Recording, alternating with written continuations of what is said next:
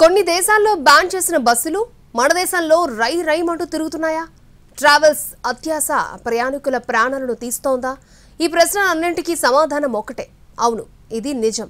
ఎందుకంటే రాజస్థాన్లో జరిగిన ప్రమాదంతో బయటపడ్డ వాస్తవం ఇది. 2 రోజుల క్రితం రాజస్థాన్లో జరిగిన బస్సు ప్రమాదంలో 20 మంది ప్రయాణికులు సజీవ దహనమయ్యారు. ఈ ఘటన తీవ్ర విషాదాన్ని నింపింది. ఎన్నో కుటుంబాల్ని శోకసంద్రంలోకి నెట్టేసింది. ఈ ప్రమాదంతో స్లీపర్ బస్సులు ఎంతవరకు సేఫ్ అనే అంశం తెరపైకొచ్చింది. సాధారణంగా ఈ టైప్ బస్సులు చైనాలో ఎక్కువగా ఉన్నాయి.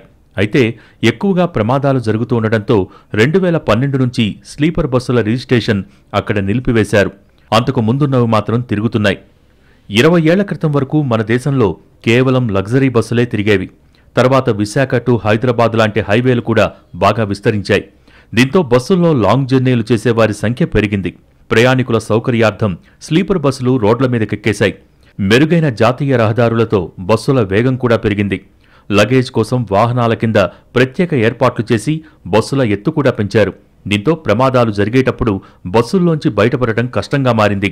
మల్టీ యాక్సిల్తో పాటు లేటెస్ట్ స్లీపర్ బస్సుల్లో 35 వరకు సీట్లుంటాయి. ఇక లోపల నడిచే దారి ఇరుకుగా ఉంటుంది. దీంతో ప్రమాదం జరిగిన వెంటనే ప్రయాణికులు బయటపడలేకపోతున్నారు. ఇటు అగ్ని ప్రమాదాలు జరిగినప్పుడు వాటిని నిరోధించే వ్యవస్థ లేకుండా పోయింది. ఇప్పటికే చైనాతో పాటు మరికొన్ని దేశాలలో వీటిని నిలిపివేశారు.